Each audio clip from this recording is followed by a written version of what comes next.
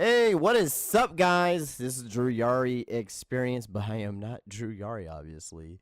I am the co-host Justin here from Spinebuster Tees and SpinebusterTees.com. We're here today, because Drew had some things he had to take care of. Nothing crazy, just life kind of happens, and you gotta fix some things. So he had to get a new, I believe he had a new dryer, and he had to get his old dryer out of there. So he's dealing with that. Nothing big, but it was like the last minute type of thing. And he was like, "Hey, you want to still do shows? I'll still do the show. It's not not a big deal, not a big problem." Pro wrestling is ice cold right now anyway.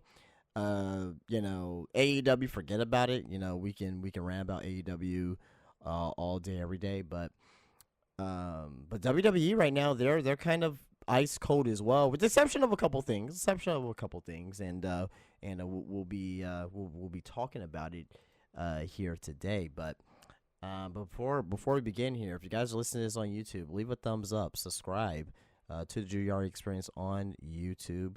Let's get the subscription numbers up. I'm not too sure where he's at on subscribers, but if it's less than 100, let's get to 100. If it's less than 150, let's get to 150. Wherever the next 50 number is, we'll just say that, and we'll try to get there as well. So, but yeah, let's get started here. We're gonna start with some news. We're gonna go through some news here. We're gonna briefly go over the shows of WWE and NXT. Again, WWE is cold right now, and it's just pro wrestling is cold right now. It seems like there's really like no sense of urgency that I'm feeling right now, with the exception of a couple storylines. Like the main event storylines for WWE, great. AEW, like, I didn't watch it tonight. I have not been watching AEW over the past few weeks. I've been keeping up with it through social media, but I'm not physically sitting watching the show. I'd rather watch my San Antonio Spurs play. And during this particular podcast here, tonight is November 13, 2024. Victor Wembanyama got his career high. I think he's at 50 points, whatever it is. 50 points for Wemby. People were very worried about him at the beginning of the season, but they're like, "Oh, has he regressed?" and all that stuff. Like, well, last week he's been looking phenomenal, and he's looking like someone that's going to be consideration for starting in the All-Star game if he keeps this up. So, but we're not here to talk about the NBA. We're not here to talk about the NFL. We're here to talk about professional wrestling and everything that has been going on in professional wrestling over the last week. And we're gonna start with some news, and even with news is light as well. So there's really nothing really for us to really sink our teeth into. But let's start off with that's gonna happen in 2025. Let's talk about the Elimination Chamber. The Elimination Chamber officially announced that they will be in Toronto on March 1st, 2025, and this came in last Friday, actually. So, the official press release coming from TKO, WWE returns to the Rogers Center in Toronto for the 2025 Elimination Chamber. Elimination Chamber set for massive stadium show in March 1st, 2025. So let's talk about that right there. It's gonna be a stadium show, not a regular arena show, a stadium show. So, is that gonna be 25,000, 30,000? Because the Rogers Center, that's where the Blue Jays play, if I'm not mistaken. So, hey, let's see on how what the attendance is gonna be. You already know that the tickets are gonna be up the wazoo as far as ticket prices as well. So WWE, they're always breaking records for these PLEs, and they're making them. That's what they're called, premium live events. That's what they officially became. They became officially premium. So it's been, it's been very, very, very good business for WWE to go outside of the States. You have better crowds, number one, but also number two as well. You also have the willingness of the fans that want to pay money for these tickets. So, good for WWE. They're gonna be making bank over there in Toronto. I have some friends that are up in the Toronto area as well. So, they're very happy to be going to the show, because I know that they are going to be going to the show. But again, officially from November 8th, 2024, WWE part of TKO Group Holdings today announced that Elimination Chamber is headed to the Rogers Center in Toronto on Saturday, March 1st, 2025. This marks the second consecutive year that the Elimination Chamber will be held in an international stadium following this year's record-setting event at Optus Stadium in Perth, Australia. So, WWE, they're looking to, again, to do what they can in the international market, and it's been working for them. If it's not broke, they'll fix it. The people who are complaining, like online on Twitter, saying like, "Oh, the tickets are too much. Oh my God!" Like, how can WWE is the hottest product, even though it's cold right now. That does not matter to casual fans. That doesn't matter to little Johnny and little Jessica, who just wants to go see, Rhea Ripley and Cody Rhodes and, Roman Reigns. It doesn't matter to them. It doesn't matter to the parents. They're gonna pay for it. So, to us hardcores, they're, the hardcores, we rightfully do have a reason to express our voice. But at the end of the day, though, it doesn't matter if they're gonna be making the money. If WWE is gonna be going to these places and make the money that they are, who cares on what we think at the end of the day? So WWE, they're going back to Toronto, and they're going back.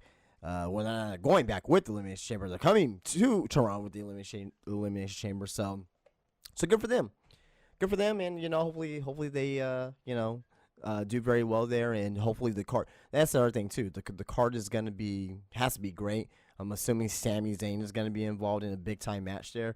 I mean, it's not like Montreal, a couple of years ago, but hopefully we'll see something there with Sami Zayn or even Kevin Owens.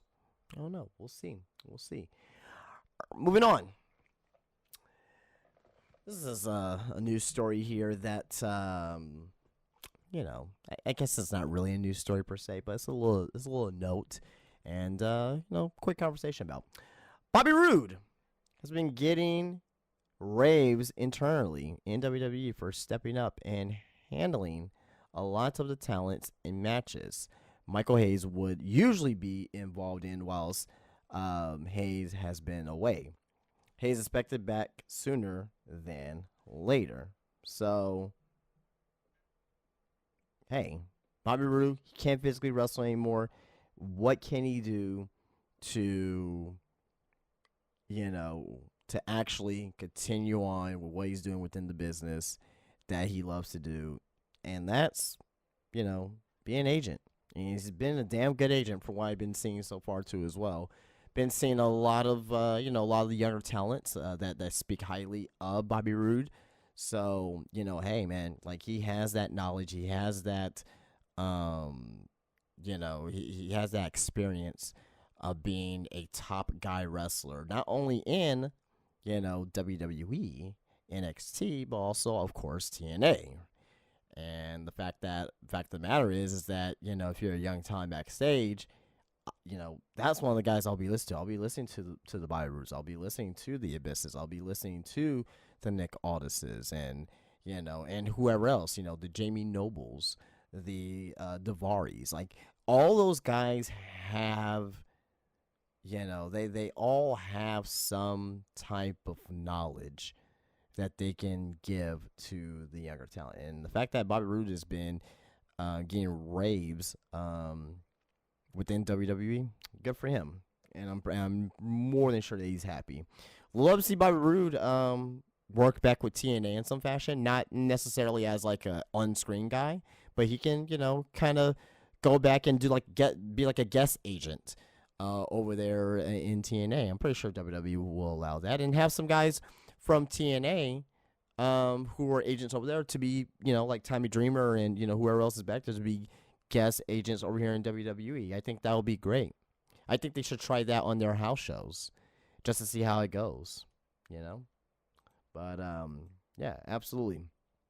Good for Bobby Roode. Moving on. Some AEW news here. And this was debunked. I'm gonna say this right now. This was debunked by Malachi Black, but it was in the news last week, and we'll be remiss not to bring it up. But again, this was debunked that you had Malachi Black. Malachi Black this is from Fightful Select and Sean Ross Sapp, that the word backstage in AEW in recent months that they believe Malachi Black will be done with AEW towards the end of 2024 or early 2025. However, this hasn't been confirmed. So, again, Sean Ross Sapp, they got on to Sean Ross Sapp. Hey, I'm not the biggest Sean Ross Sapp fan, but you got to understand when you read these stories, A, you got to take it with a grain of salt. Also, B, you have to use your own judgment if you choose to believe it or not. If you choose to believe every story that you read and for the stories are not real, that is your fault at the end of the day. It clearly states here that, however, this hasn't been confirmed. Who would they be confirming? Obviously, people close to the situation. Aleister Black, Zelina Vega, whoever else that's very close to him. Tony Khan, whoever else is close to the situation. And Malachi, he went on IG Live and say, like, I don't know why I have to come on here like every few months, whatever, to, decline some type of, rumor. I'm not injured, I'm not leaving, you know what I mean? And I get what he's saying too, but also at the same time, it's like the choice of words he says, I'm not leaving. Well, no, you're not leaving right now at the moment. You could leave in 2025, right? If this is true, right? But it's clear to me that Tony Khan does not want to use Malachi Black as a singles guy.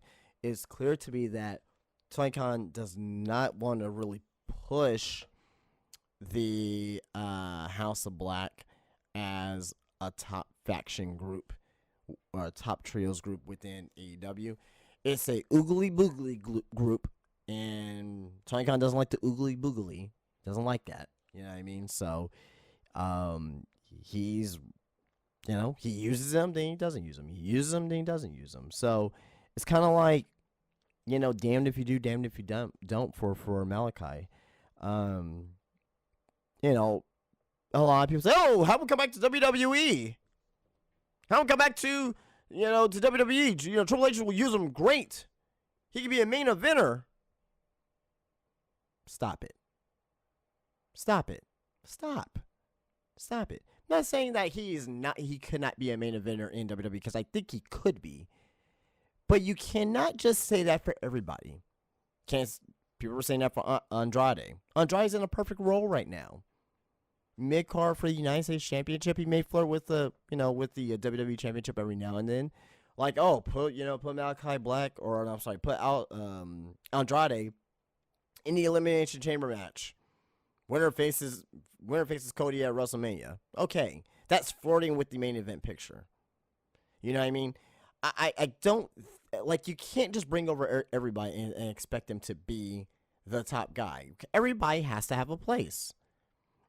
I think he has a higher upside than guys like Andrade, guys like Karrion Kross, guys like that who came back, guys like Keith Lee, if Keith Lee ever decides to come back to WWE. I really think he has a higher upside. But that does not mean at the same time that he's automatically going to be what you want him to be. He's a fantastic pro wrestler. He can tell a story.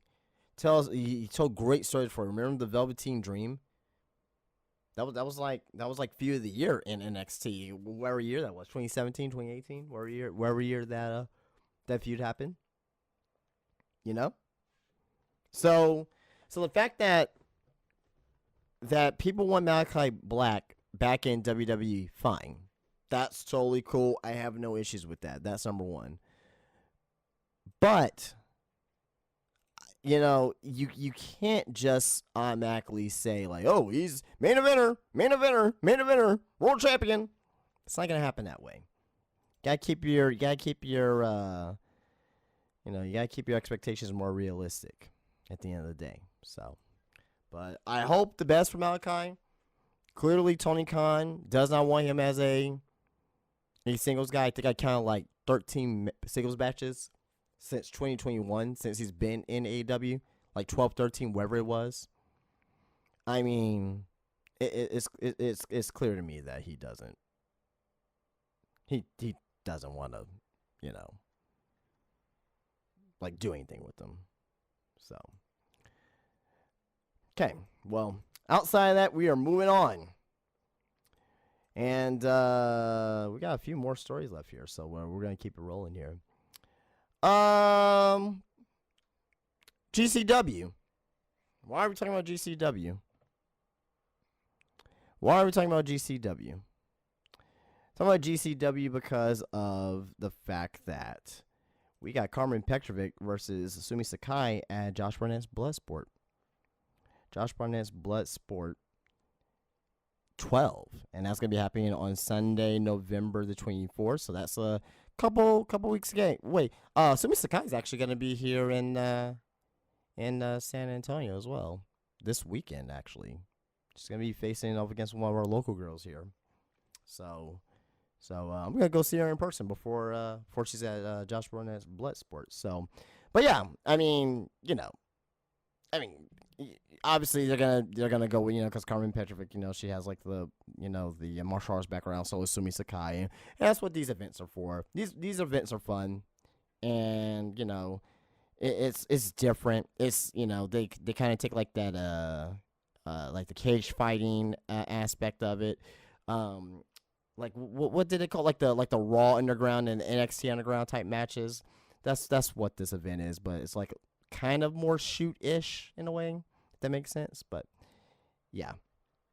But yeah, Sumi Sakai and Carmen Petrovic. If you guys want to check out Josh Barnett's Bloodsport number 12, Sunday, November 24th. It's in Jersey City as well.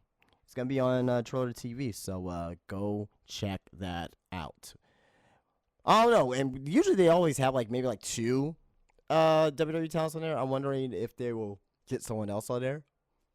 I don't know. We'll see. They had the Crees on there last time. Obviously Shannon Baszler has done it as well. So yeah, it'd be pretty cool to see. Moving on, we got some news on Miss Julia Hart. This is coming in from last week from PW Insider, that the word making the rounds at this week's AEW tapings was that Julia Hart is expected back fairly soon.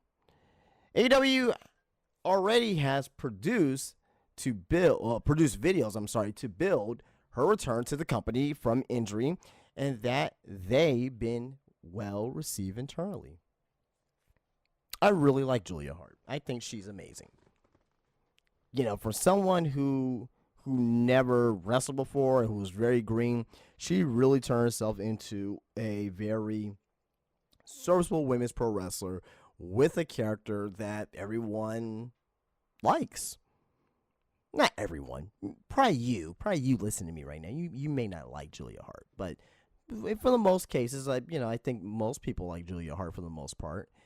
Seeing on her worth ethic. So, I really think that I really think there's great upside to her. She's a very popular, woman on the roster. Despite me saying that, I don't trust Tony Khan. You're going to bring her back. You're going to build her up for a couple weeks. Then what? What are you going to do with her? You're going to have her take the title off of Mercedes? TBS title? It's a possibility. Okay. I wouldn't be opposed to that, but is Mercedes will want to drop the title to her? No. I don't know. But it'll be pretty cool. It'll be pretty cool to see something like that. Will Julia Hart go up against Mariah May? I mean, she'll lose to her. I think that's Toni Storm's title to be taken at this point. But my thing is that you're going to bring her back. Great. What's the plan for her? What's the long-term storytelling plan for Julia Hart? She's very talented. I just don't see Tony Khan actually utilizing her as far as, and granted as well, it's like you got a roster. You can only use so much talent at once. But if you're gonna bring someone back, can I start with Jamie Hayter? I forgot she was back. I forgot Jamie Hayter was back. She came back on the pre-show at All In. Stupid. You know? It was dumb. It was like you brought back Jamie Hayter, who had a lot of momentum before she left, obviously. People still wanted Jamie Hayter. Like, people still want Jamie Hayter as far as to come back. Oh, man, can't wait for Jamie Hayter to come back. Oh, my God, this is the new women's division. Oh, my God, oh, my God, oh, my God. She comes back, and all her stock, all the momentum that you had with her is gone. You did the same thing to Wardlow. You did the same thing to Ricky Starks. Where's Ricky Starks at? I know where Ricky Starks is at, but where's Ricky Starks at? It's a very, very, very sad situation over there in AEW right now. And it's not getting any better. But back to Julia Hart. Can't we see her back? I really like her. I really do. She's awesome. She's really cool. Awesome, awesome, awesome, awesome character work. But I don't trust Tony Khan. I don't trust Will Washington.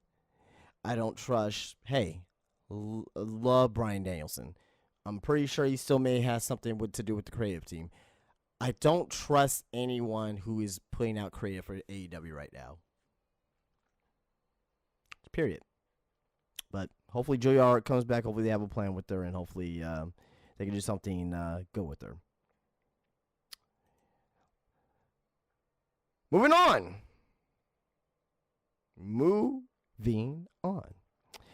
We got some New Japan news, or a note, or an update, whatever you want to call it. Wrestle Kingdom is on, obviously, January 4th every year, right? We're going to get a double title match. We're going to get Shingo Takagi, who is the never openweight champion, versus Konosuke Takeshita, who's the AEW International Champion, at Wrestle Kingdom. That's going to be a hell of a match. That's going to be a really good match. Takeshita's about to be a double two-belt champion. Because they ain't going to take that title off. They're going to have put the international championship on Takagi. It's going to be a really good match. Can't wait to see it. If you guys want to check out Wrestle Kingdom, it's one of the most fun nights of the year. Well, fun mornings of the year, depending where you live at. You should definitely check it out. Very fun watches. Moving on. How do you guys feel about the WWE ID program? Question to the YouTube. If you're watching this on or listening to this on YouTube, leave a comment down below. How do you feel about the WWE ID program? We'd love to know. We'd love to hear your thoughts. We'd love to hear your thoughts about that. But about the WWE ID program, there's been a lot of guys who've been getting ID'd. A lot of guys who've been getting ID'd. And one of them was Jake something from TNA. But that's not what the story is about. The story's not about that. The story's about Timothy Thatcher, who was formerly in WWE NXT. He is involved with the WWE ID program in some capacity, either as a coach or a trainer. And that is coming from Sean Ross Sapp and Fightful. Good. I know he got let go. I think it was 2020, 2021 when he got let go. And, I always, really enjoyed the work of Timothy Thatcher. I mean, he's not like, he didn't have charisma or anything like that, but I always enjoyed the work of Timothy Thatcher. And the fact that that WWE still wants to utilize him in some fashion, that tells you on what Triple H, HBK, Matt Bloom, and team thought about Timothy Thatcher. He's a fucking great pro wrestler. He's legitimate. He's a badass. Would you want to run into Timothy Thatcher in an alley, in a dark alley, in the middle of the night? I wouldn't. He's a great technical wrestler. Badass.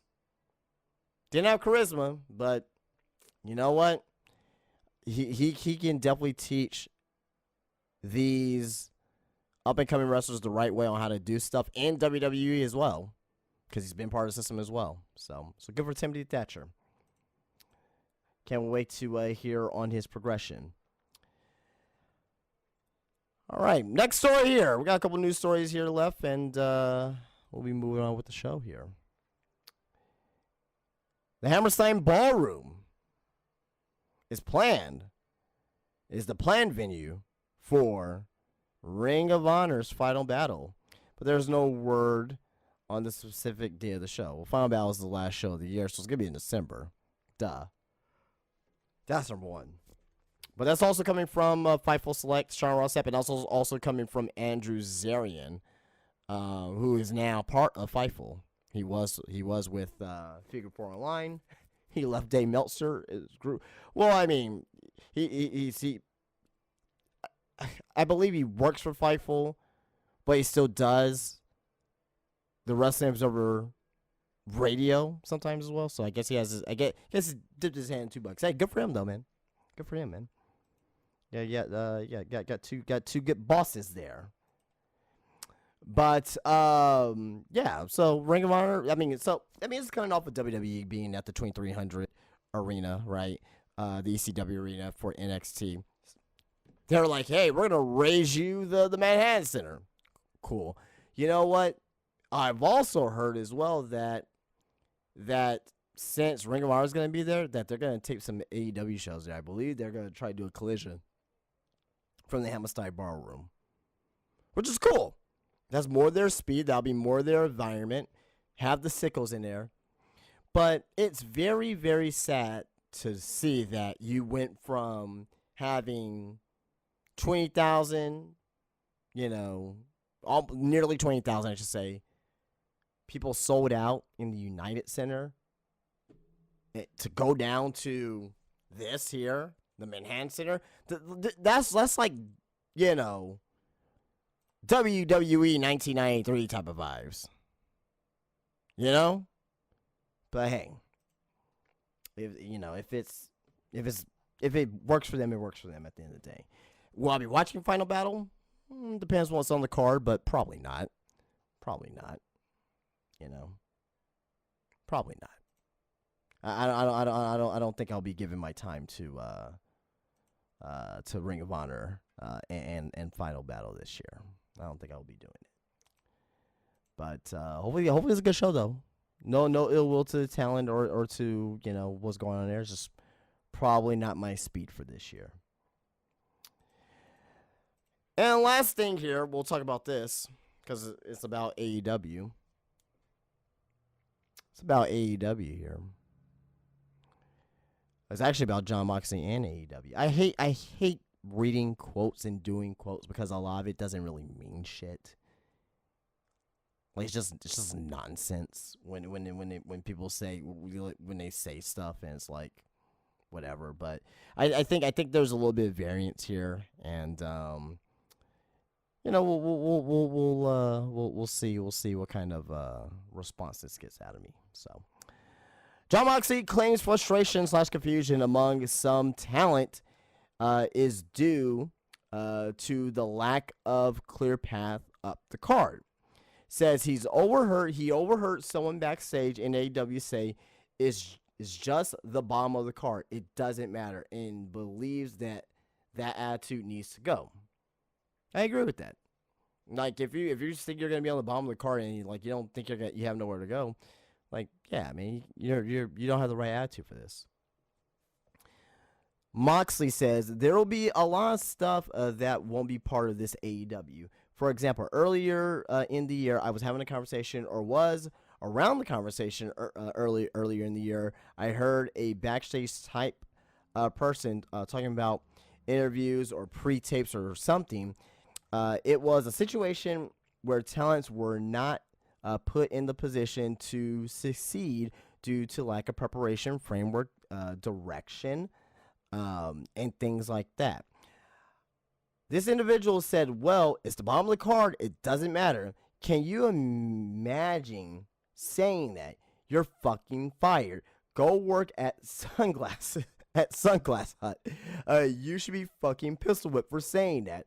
For one, everybody that is on the top of the card was at one time on the bottom of the card. That's how it works. You climb the ladder. You see the frustration or confusion from some of these talents because there's no fucking ladder. They don't know what to do. They are just wandering in the desert. We're going to grab them and we're going to walk them. That is coming from the New York Post too, and that's what John Moxley said. A lot of things in here I agree with. A lot of things I agree with. Can't be mad. Like, why would you say, well, it's just the bottom of the card, doesn't matter?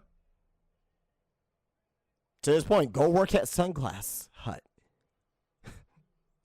like, come on. Like, you're a pro wrestler. You know that there's ups and that there's downs. You got to understand that if you don't work on your craft, you're not going to get up the card. If you don't get better, if you don't make a connection to the fans, if you don't put yourself out there, if you don't get yourself over, you're not going to, get yourself up the card. Totally agree with that on Moxley. Everyone starts at the bottom of the card and they work their way up. Totally agree with that. You got to climb the ladder. Totally agree with that. Big caveat here. There's been talent in AEW. Wardlow, Ricky Starks. We can go on all day. We can go on all day.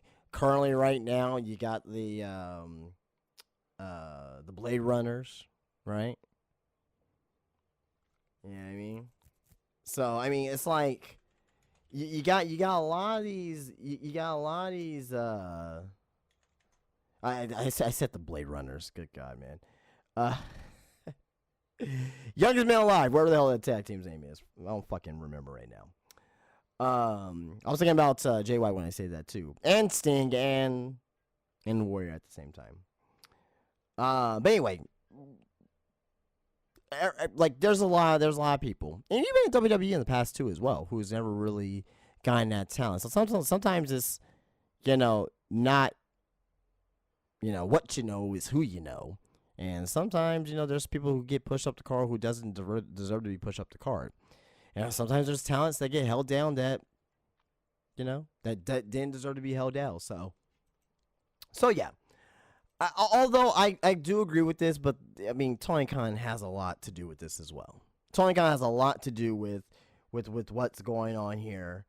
And, if you don't have, like any sense of anything on what to do, you should be fucking doing it. And Tony Khan's been doing a lot of shit he shouldn't been fucking doing. So, but hey, Mox has a point. Balls at the same time. It's like, what the fuck, man? It's like, what the fuck, man? So, that's the Mox story there. So, let me know if you guys agree in the comment section here on the YouTube page. So, alrighty. Well, that's all the news there. For it now, I did have the Raw, the SmackDown, and the NXT reviews up, but I'll be honest with you guys. What is there to review? What are we reviewing here? Or am I just gonna be here just going match by match and like we know what happened. We know what happened. I don't think it'll be wise for me to even go through any of these. Now that's number one, but also number two though, like WWE right now is cold, ice cold. With the exception of the Bloodline storyline, even like with the Liv Morgan and like the women's War Games situation, it's like they just threw that shit together. It's because the man has a War Games match now. The women has a War Games match. It's like, you know what I mean? Like what do y'all want me to talk about? Like, it's like I said, it's just the Bloodline right now. Like, what do you want me to say? Like, oh my God, who's gonna be the fit members for for the OG Bloodline and the new Bloodline? Oh, is it gonna be Cody on the OG side and Kevin Owens on the new Bloodline side? Or like what do y'all want me to say here? There's nothing to say. There's nothing to say here at all. Not saying that the shows were bad. None of the shows were bad. I thought Raw was okay. I thought SmackDown was a little fun show. NXT was fine. Even NXT, a show that I loved. I'm saying like if I don't love it no more. I do love NXT, but like it like really nothing really happened per se. Like it was, I mean, okay, Andre Chase is going to put the school on the line versus Ridge Holland. You know, or not necessarily the school, but like it's gonna disband, right? And it's like, God, man, this is our main event division in NXT right now. Ridge Holland and Andre. I love Andre Chase, but like, come on, man, he ain't the main eventer on NXT. Let's be honest. Like, come on now. Like, we're just waiting on Obafemi to go up against Trick. You know what I mean? We're waiting on some of these new talents to come in. You know what I mean? You know, I mean, it's like WWE's cold right now. We're waiting for War Games here. You know, I was more excited for Yoshiki Inamura. He was there with Josh Briggs backstage. Just gonna be, you know, he's gonna be making some appearances on NXT. It's like, you know. I mean, it's just whatever, man. Just like fucking whatever, man. But at least they introduced him as Noah's. You know, he's from Pro Wrestling Noah, so the forbidden door. Actually, WWE has crossed the line, like with TNA. So anyway, like I was gonna do reviews of these shows, but honestly, it's not worth our time to even do. Was waiting on Survivor Series. Next week we got Full Gear, AEW's Full Gear. Actually, let's read the card so far. Because there's one match that was booked tonight, and I'm like, what the fuck's going on? Let's read the card so far for Full Gear. Give it a yay or a nay in the Discord chat.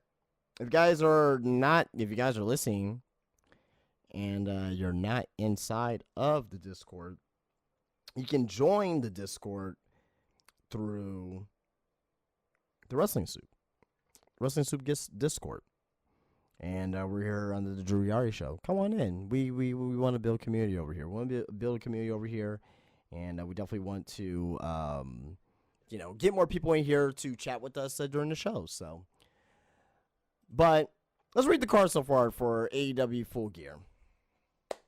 This is gonna be delightful, very delightful. So we're gonna have and I'm pretty sure there's gonna be a few more matches. Now, one thing I will give AEW, I mean, they at least have the card pretty much fleshed out already, with the exception of a few matches. So, but let's read the card so far. We got the Costco guy. This is at the pre-show. The Costco guy. Big Boom AJ with Big Justice versus QT Marshall. This is one thing I'm very much so looking forward to, believe it or not. You know what? A lot of people don't like the Costco guys, but it's corny, it's cheesy, and I typically hate that type of shit, but it's just something about them. It's just something about them that I like. The boom, maybe they're unhinged. Maybe they're all on some type of drugs. I don't know, but I like it. When I usually would hate that stuff, so this is really for promotional material and tactics, and I don't, I'm not gonna get mad over that. So, all right, but let's get into the real card here. MJF versus Roderick Strong. Why? One's supposed to be MJF versus Adam Cole. I did not watch AEW tonight, but I gotta find out what the fucking reason is for this. Didn't MJF just put Adam Cole through the 3 matches of hell or whatever it is to get a match with him? But no, you're still gonna do MJF versus Roderick Strong? What? Whatever. Jay White versus Hangman Adam Page. Very much so looking forward to that match, and this match has story. I can't ask for much more. Match has story. There's a reason that this match is happening. It's going to be a great match. Can't say much more than that. 4-way match for the AEW World Tag Team Championship. Now, this was thrown together because Private Party just won the tag team titles, but you got Private Party versus the House of Black, Malachi, and Brody King, versus the Outrunners. I called them the Blade Runners earlier, as Outrunners. And they should be the ones that actually should win. Versus a team to be announced. I don't know. We'll see. We'll see who that fourth team is. I don't know. Top Flight. Don't fucking know. Match 5 or match 4 on the main card. Mercedes Moné versus Chris Statlander. There's a story here. They have been feuding. Still don't know why Chris Statlander is a babyface. Does anyone have that? Does anyone have an explanation to me why Chris Statlander is a babyface now? What was her motivation to turn babyface? Who fucking knows? Who fucking cares? Love Mercedes. I really do. I love Mercedes. I love her. I'm always someone who gives people the benefit of the doubt. I don't like to deem something that's a fail 2 weeks into their run, 3 weeks into their run. I like to play it out. I do. I give everyone a fair shake. I don't hate something just to hate it. You know what I mean? I think that's the one wrong way of going about stuff in life. To hate something just to hate it and not giving it a chance. And just have a big grudge towards it. But this, her AEW run has been a fail. Has been a failure. I hate to say it. It's been a failure. Don't really blame her per se. It's only con. Again, this all falls back on creative. All falls back on creative. They could have gave her. They could have. The weakest part of Mercedes is her speaking ability. Like, and you give someone who can't. You gave somebody for years in the NWA never talked in Camille, so it's like, oh man, it's a struggle. But that's that match there for the TBS Championship. Another match that does have some story is Swerve Strickland versus Bobby Lashley. It's gonna be a good match. No complaints there. I will say this.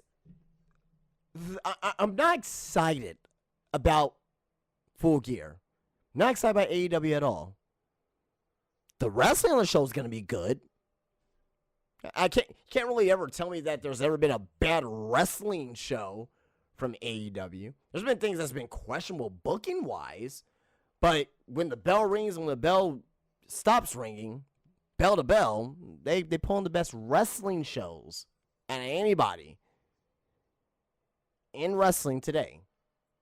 Best wrestling shows. Everything else is very subpar. It's gonna be a good match. Am I gonna care about it? Like once it's over? Maybe so, because there's been story there. Maybe so. It's probably one of my more one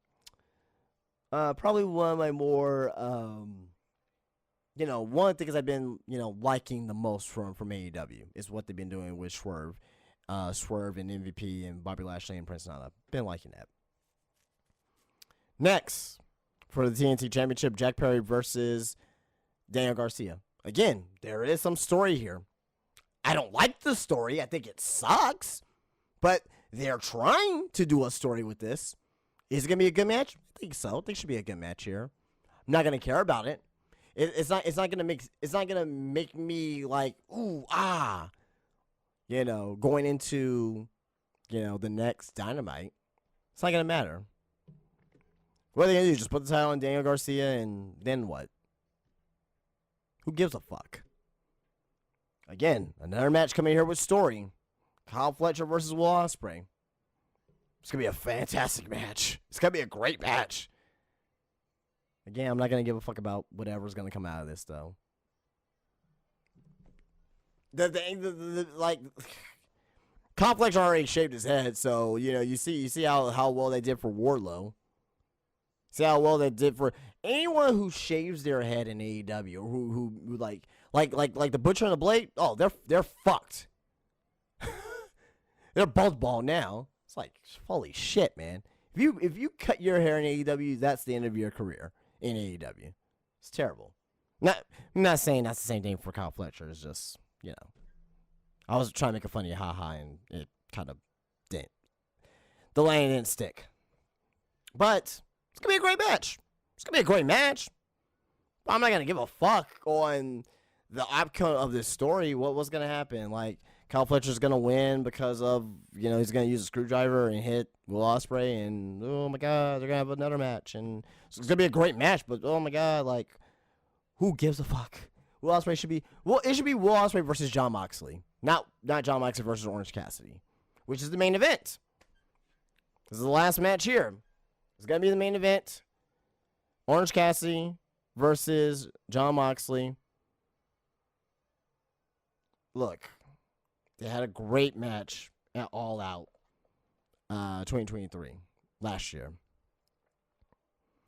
Look, I am more lenient towards Orange Cassidy, than anyone else, I think.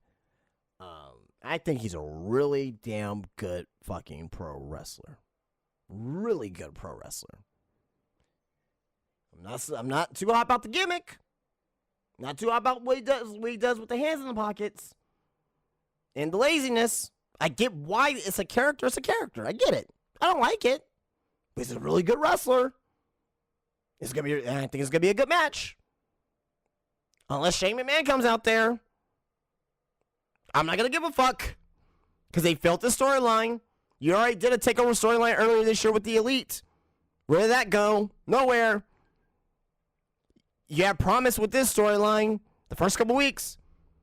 And now you're doing shit on fucking Collision. Now you're doing shit on fucking Rampage. It doesn't matter. It doesn't fucking matter. What are we doing? Tony Khan, can you tell me? I need to know. I need to know. Can you do something with this story? Can you not bring out Private Party? Can you not bring out all the fucking geeks to help save AEW? Unless if we get like Kenny Omega to come back, like at the end of the show, or Shane McMahon comes out there.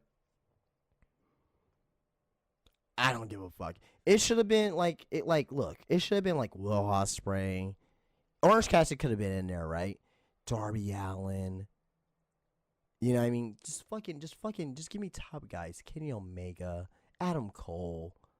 Just give me all the top baby faces. Swerve. I know Swerve's having a thing with Bobby Lashley, but, you know, AEW, they like to mix storylines. They like to mix storylines and mix things and have people, you know, put their hands in the different hands of the cookie jar. Again, it's going to be a good match. It'll be a great match. I like the direction of the Orange Cassidy character, making him more serious, making him, hey, I'm going to be the savior of AEW. I like that. I like the layer.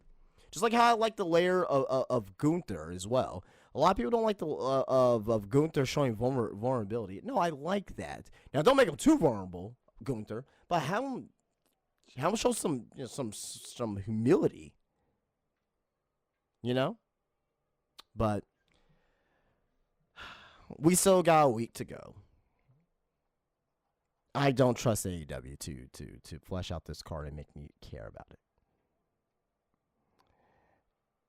Look, AEW. I don't think Shane McMahon's gonna come out there either. I think there's gonna be something towards World's End. World's End last year, they did the storyline with the Devil, and the Devil ended up being Adam Cole and MJF, which potentially could have been one of the biggest stories in AEW history, which ended up being a flop. This is, to me, a bigger story because this is supposed to be like the NWO. This is supposed to be their NWO, right? And even, I'll be honest, Shane McMahon ain't gonna save this shit either. Oh man, if Shane McMahon shows up, like, let's not kid ourselves. It'll be cool, it'll be shocking, McMahon in AEW, but like at the end of the day, it's like, is it really gonna fucking matter? Yeah, this company's not in a good place right now. It's not in a good place. It's not in a good place. But it should be a good show, and we'll talk about it next week, I'm sure. And maybe we'll do a preview to the show and actually do predictions. I'll let Drew make that decision. But at the end of the day, though, like it's shite, mate. What's going on in AEW? So, like I said, I was gonna do review of the shows, but it doesn't really matter. Wrestling's cold right now. Went through the news. I really have nothing much else to really end off on here on, but really appreciate you guys coming on out, listening here to me here on the Drew Yari Experience. My name's Justin. Drew will be back next week. He had a dryer issue. Life happens. Let the guy have a week off and let me come in here and just ruin the whole podcast and people unsubscribing and leaving thumbs down and it's like, oh, this guy fucking sucks and and all that shit. So anyway, well, you guys can follow me on Instagram, Spinebuster Tees and SpinebusterTees.com. Get yourselves a t-shirt. $19.99 holiday season. You don't want to miss out. Got a lot of t-shirts on the website for you guys to check out as well. Also, Spinebuster Tees on Instagram, on IG. Follow me there. We can keep up to date on what I have inside of my business, inside my shop. In case you guys don't know, I own a wrestling shop where I have t-shirts, where I have action figures, Funko Pops, vintage magazines, trading cards. Pretty much anything for a pro wrestling fan's dream, you can find it there inside of my shop. A Lucha Libre mask and keychains and socks and hats and just, I got a lot of crap inside my shop there. So that's Spinebuster Tees at Wonderland of the Americas, as I mentioned before, where I carry all the items of a pro wrestling fan will love inside my shop. Come visit if you're in the San Antonio area. If you're anywhere in Texas, if you're anywhere within an hour, 2 hours from me, it'll be worth the visit for sure. You definitely do not want to miss out on what I'm doing inside my shop there. That's, again, Spinebuster Tees at Wonderland of the Americas. Spinebuster Tees on Instagram. And SpinebusterTees.com. Don't miss out. Don't miss out. Christmas is right around the corner. Get yourself a t-shirt for Christmas. Get a gift for yourself. Get a gift for a friend. More than sure. About 20 designs on the website. Check it out. SpinebusterTees.com. All right, guys. Well, everyone here in the Discord, thank you so much for coming out and listening to my probably the worst podcast of 2024. It's up there for sure. It's probably one of the worst podcasts of 2024. But we'll give quick shouts here if you're here in Discord. Kyle, Scott, and Maurice. Thanks, guys, so much for spending some time with me. Spend some time with your boy. Yeah, and Drew has the experience scheduled for 9:07. Well, it's 9:58, pals. Almost 10 o'clock. So, but that is it, guys. See you guys next week. Drew will be back. I'm not too sure if he has anything else going on with anybody else or for any other shows, but keep on lock. You know what? Also, as well, Drew doesn't do this enough. Go follow him on Twitter. Go do it. Go follow him on Twitter. Go follow him on Instagram. I believe it's the Drew Yari Experience on Twitter or X. It's not Twitter no more. It's X. Yeah. So go follow him on there, and I believe it's the Drew Yari Experience or DY Experience on X. And Drew Yari on Instagram. Follow him. He works hard at what he does as well, so it'll be good for the show. So, all right, guys, I'm gonna get out of here. It is 10 o'clock. I'm hungry as balls, and don't play with yours tonight. Whoa! I'll see you guys later. You guys have a great day. Peace out.